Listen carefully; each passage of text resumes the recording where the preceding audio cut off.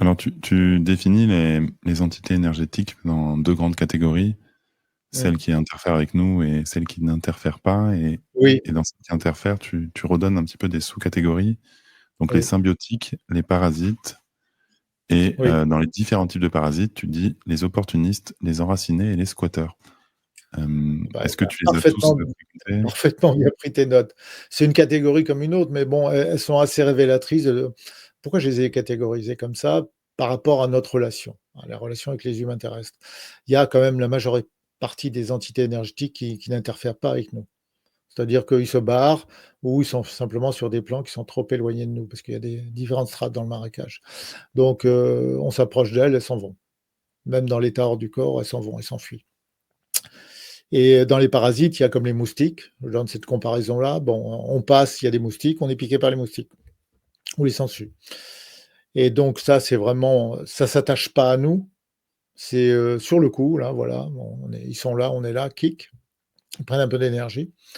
Il y en a qui arrivent à s'enraciner, à se coller un peu comme les sangsues sur la surface de ce que j'appelle la couche primaire.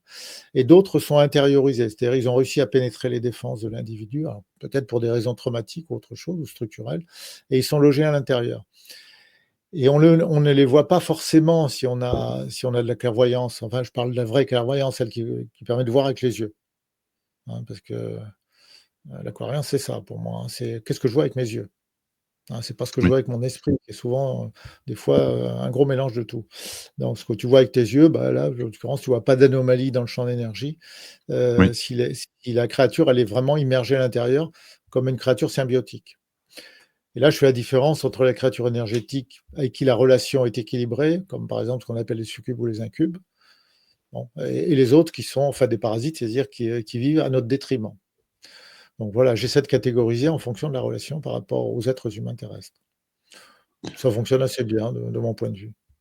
Est-ce que, de ce que tu te souviens de tes incarnations avant la Terre, est-ce que c'est propre à notre planète, cette notion d'entité ou c'est vraiment quelque chose que Non, tu... alors, bon, c'était pas le cas de nos civilisations, enfin des civilisations dans lesquelles j'étais avant celle-ci, puisqu'on était, enfin on est, enfin pour ils sont, je fais plus partie ils sont suffisamment avancés pour pas être victimes de ce genre de choses. D'abord parce qu'ils sont totalement conscients de l'existence de ces nous on est dans une situation où les gens sont pas conscients de ça.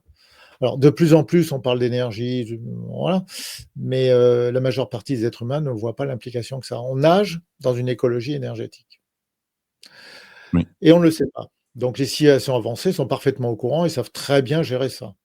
Donc toutes les civilisations primitives du type ce qu'on est actuellement en tant qu'humain terrestre sont susceptibles d'être le jouet de ces entités epsilon, surtout s'ils ne sont pas conscients du monde epsilon. Il y a des entités même primitives, des civilisations même primitives, qui ont parfaitement conscience du monde énergétique. Parce que, bon, ils le voient, ils le perçoivent de manière directe, voire plus. Donc oui, est-ce que tu veux on est dans juste, cette catégorie ordinaire. Ouais. est-ce que tu veux bien définir le monde epsilon pour les personnes qui Alors découvriraient moi, cette terme? c'est le terme que j'ai utilisé pour désigner ce qu'on appelle l'énergie. Pour moi, ce qu'on appelle l'énergie de manière courante, ou le ki, ou le chi, bon, il y a plein d'appellations à travers le monde. C'est en fait de la matière physique sous une certaine forme. Pourquoi c'est de la matière physique? Parce que ça se voit que c'est de la matière physique, ça a de l'inertie. Bon, ça, on le constate en sortir du corps. Donc ça a de la masse.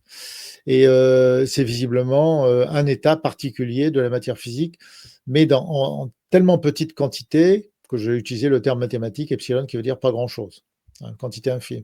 Mais cette quantité infime est nécessaire à faire fonctionner le système d'incarnation. C'est ce que j'explique aussi. Voilà. C'est l'interface entre le matériel et ce qui est au-dessus du matériel. Alors, c'est intéressant parce que tu as aussi vu et c'est rare les personnes qui en parlent, mais tu en parles et ça fait du bien. Tu as vu une vie postérieure et une vie future, et où tu es en Chine, je crois en 2290. Oh, oui, ça va être ma naissance, ou ça a été ma 2280, ouais. naissance. Et Oui, voilà, c'est 2003, c'est le 24e siècle, ouais, principalement, ma vie. voilà, voilà. Et, et du coup, c'est intéressant parce que tu nous dis ce qui ne s'est pas encore produit donc dans les Oui, 270 prochaines années qui arrivent: guerre ouais, nucléaire, catastrophe climatique, épuisement des ressources, épuisement général des matières premières, très forte réduction de la population, grand reset, démocratisation de la planète au sens occidental du terme en 2022 et contamination générale par une quelconque religion. Et donc, c'est comme si tu nous permets de nous ouvrir une fenêtre sur les 200 prochaines années Alors, et ça fait du ouais, bien. Intéressant. plutôt les 300. Mais il y aura presque certainement, enfin bon, c'est pas, il y aura des conflits avec des armes nucléaires tactiques. Donc, si j'ai parlé de ça, c'est juste pour expliquer que qu'aux gens qui auront lu le livre, ne vous affolez pas. S'il y a une petite bombe du style Hiroshima ou 10 fois Hiroshima qui pète ici ou là, ça va faire beaucoup de morts, c'est certain. Mais ce Mais ne c'est sera pas pas une la guerre fin du totale. monde. Il y Ouais, a la guerre nucléaire totale, c'est tout le monde se balance tout. Voilà. ouais, Et là, ça serait chaud. Mais au XXIe siècle, ça ne s'est pas produit. oui. Et j'insiste bien sur le fait que c'est pas une hypothèse, c'est pas une ligne temporelle, ni ce genre de choses. Je n'adhère pas du tout à ce genre de théorie. Ça s'est pas produit. Voilà. Est-ce que justement, tu veux nous expliquer, tu en parles un petit peu dans ton livre, de cette notion du libre arbitre et là, tu viens de dire justement, c'est pas une ligne temporelle, j'adhère pas du tout, donc c'est pour toi, figé dans le marbre, cette vie au XXIe siècle. Hem, Oui. comment tu places le libre arbitre face à ça, du coup, et les C'est les possibilités, deux. voilà. Je place ça dans un grand schéma d'incarnation dans lequel on choisit nos plans d'incarnation. Oui, Quand on choisit un plan d'incarnation, c'est pas sur une simple vie ou même sur 10 vies. C'est un oui, cycle, comme un cycle universitaire. Et donc la superconscience dont on bénéficie dans les mondes supérieurs, j'en parle un tout petit peu dans le bouquin, oui, nous permet de voir de manière très, très sûre, hein, les grands événements. Et notre libre arbitre, ça va être de naviguer à l'intérieur de ces grands événements du mieux qu'on peut. Le libre oui, arbitre, en fait, il est omniprésent. Et là, on a une discussion entre effectivement, c'est une question voltairienne, hein, entre le déterminisme, le libre arbitre. Mais là, je rejoins complètement les Védas. J'ai l'occasion de dialoguer avec mon ami Shradhalu Ranade, heu, oui, des qui Védas, a fait la préface et à ton livre. que j'ai pas lu. Mais Shradhalu me dit, très, très régulièrement, il me dit: «C'est exactement ce que tu dis, c'est exactement ce qui est écrit dans les Védas». C'est la liberté totale. On a à l'échelle de l'éternité la liberté totale d'agir, de s'incarner, de faire ceci, cela. Et à partir du moment où on va choisir, par exemple, une famille, c'est notre liberté, mais on va comment dirais-je, caler notre liberté dans un cadre précis, tu vois? Que tu naisses dans une famille africaine pauvre ou chez un magnat du pétrole des États-Unis ou du Koweït, c'est pas du tout le même scénario de base. Donc ton libre arbitre, ça a d'abord été de décider où tu vas naître, et ensuite à l'intérieur de ce scénario, comme si tu choisis tes cartes, comment tu joues avec ce jeu-là. Donc le libre arbitre, il est partout. Même si, dans la perspective de la superconscience des mondes supérieurs, tu vois parfaitement ce qui va se passer, voilà, même en détail. C'est les 2 en même temps. Le truc, c'est que la logique binaire qu'on applique dans l'univers physique, terrestre, ne s'applique pas dans les mondes supérieurs. Voilà, c'est une logique qui est beaucoup plus large, dans lequel une chose et ce qui est apparemment son contraire peuvent coexister parfaitement bien. Et c'est là où c'est intéressant parce que, tu nous dis: «Je ne crois pas aux possibilités d'avoir plusieurs lignes temporelles», et en même temps, justement, tu nous racontes cette anecdote de points de convergence à choix multiples, Oui. hem et comment tu le mets dans l'équation, ces points de convergence? Tu vois, les théoriciens des lignes temporelles, alors bon, j'ai rien contre l'exercice intellectuel. Si c'est un exercice intellectuel, il y en a eu beaucoup pour échafauder des théories qui nous ont permis de faire progresser la science et la philosophie, par itération. C'est-à-dire on essaye ça, c'est pas vérifié, bon, moi je suis pour ce genre de choses, tu vois? Fondamentalement. Le jeu intellectuel, l'exploration. Ce que je sais de mes incarnations non terrestres, c'est que les histoires de lignes temporelles, ne sont pas la vérité, ne sont pas correctes. C'est autre chose que les humains terrestres sont pas capables d'imaginer pour l'instant.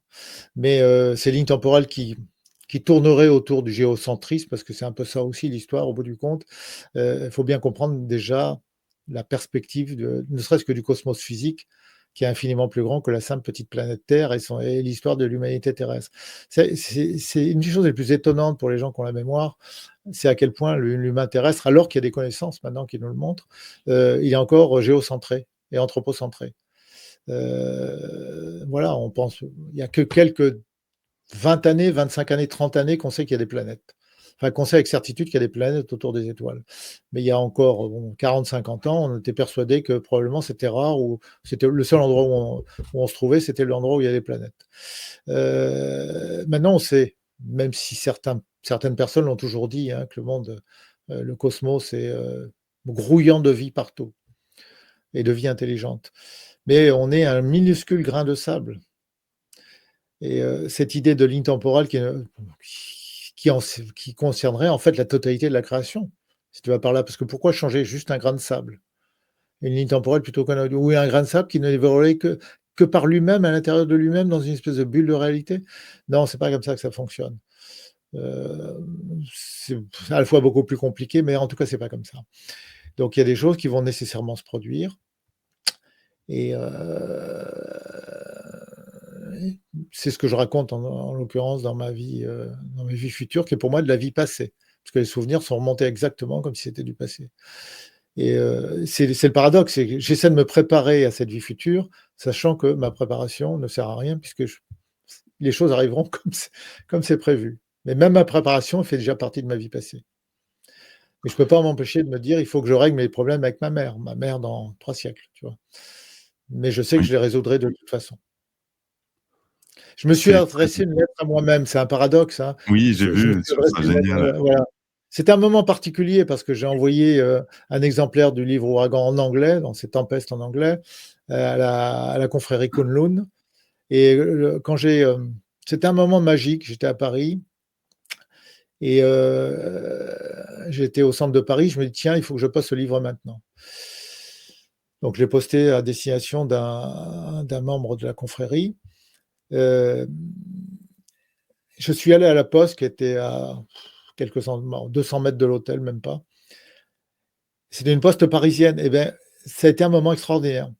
Les postiers ont été courtois avec moi, ils ont pris le temps, comme si d'un seul coup le temps s'arrêtait. C'est un peu comme dans le film Men in Black à un moment. Je dis: «Mais je rêve ou quoi? Ou alors tous les postiers de Paris sont sympas comme ça et prennent tout le temps qu'il faut?»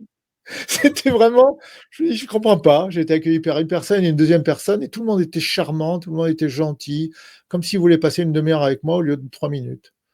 Je suis sorti de là avec une drôle d'impression, tu comprends ce que je veux dire? Un moment, étrange Oui, oui. et quand j'ai rédigé en anglais, mon petit mot sur, ma dédicace, j'ai eu l'impression en même temps de voir ce livre dans 3 siècles. Tout pourri, dans un autre état et ça me fait vraiment, je te jure, une impression incroyable. Je vais peut-être le revoir dans 3 siècles parce que ce message, il est adressé à moi-même. Je trouve ça génial. Ça m'est déjà arrivé, moi, de lire un livre que j'avais déjà lu, des vieux livres et j'ai Ouais, moi-même dans ma bibliothèque des livres qui ont plus de 3 siècles. Donc je vois très bien ouais, l'effet que ça fait de toucher, des livres anciens comme ouais. ça, et j'en ai même un qui a presque 4 siècles et c'est des questions que je me pose, moi, souvent. Je me dis: «Mais quand tu reviendras», c'est comme si je m'étais envoyé moi-même maintenant et que je dois faire un maximum de trucs dans cette vie-là Tu parce vas que dire? je me souviens et qu'après je m'en voudrais de pas avoir fait ce que je m'étais dit que je devais faire dans cette vie. Et tu tu récupères un bouquin en ce moment que tu t'aperçois que c'est toi qui l'as écrit il y a 3 siècles, Eh au ouais, c'est fou ça. 18e siècle, tu imagines? Ouais, ouais, ouais, ouais, c'est fou. Tu imagines ça? Ouais, c'est ça. Ouais, c'est ça, j'ai des Donc bouquins du 18e, voire du 17e et j'ai ouais, un livre comme ça, un vieux livre, bon, c'est pas glorieux, mais c'était un livre sur les sociétés secrètes. Je l'ai ouais. lu de A à Z, je ne le connaissais par cœur. J'ai halluciné, il avait Ah 150 oui, ans et je le connaissais ouais. par cœur comme si je l'avais écrit. J'ai halluciné, il y a pas une page qui était pas une surprise, quoi. J'ai Ouais, ça ouais. m'a fait un Ouais, peu ouais, bizarre. je Ça m'a comprends. fait ça Ah une fois oui, sur un livre. Mmh, ah mais ouais, je comprends bien. ouais, c'est intéressant. Donc malgré tout, je sais que tu aimes pas forcément théoriser, mais j'ai besoin qu'on développe un petit peu cette notion justement de comment, à la fois, tu es capable de te souvenir de tes vies, passées, présentes, futures, à la fois, comment tout est écrit à l'avance et à la fois comment finalement la vie, elle est aussi, au niveau individuel un peu relative.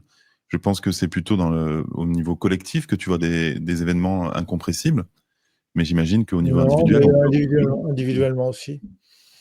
mmh, Je te dis, c'est un paradoxe, c'est inexplicable. Moi, je j'ai pas le pouvoir de tout expliquer et loin de tout savoir. Mais, ça a l'air d'être un paradoxe, le déterminisme et le libre arbitre, mais ça n'en est pas un. Je peux pas l'expliquer autrement. mais je le comprends bien dans certaines situations et je ne comprends pas quand je suis dans mon corps biologique. C'est, tu sais, c'est une illusion de libre arbitre qu'on vit. D'abord parce qu'on est tellement influencé par la bulle de réalité locale, on est connecté à la conscience collective. Alors j'essaie de l'expliquer aussi dans Ouragan. En fait, on fait grand cas des colonies de fourmis ou d'abeilles, mais l'être humain est Oui, j'ai adoré quand tu as dit ça. très peu individualisé. On vit, on est connecté à la conscience collective comme à une matrice, parce qu'on est des êtres très peu individualisés en tant Oui, qu'humains terrestres. oui, Et donc c'est comme ça qu'on est vu par les civilisations avancées. Civilisations avancées, ils ont, un niveau de collectivité, de conscience collective très avancé, mais oui, paradoxalement, en même temps, ils ont une conscience individuelle très avancée aussi, les oui, 2. oui, Quelque chose qu'on oppose, tu vois? C'est pareil, on se dit que l'un va à l'encontre de l'autre, mais non. Dans les civilisations oui, avancées, c'est les 2 en même temps. oui. Ouais, ouais, c'est très parlant.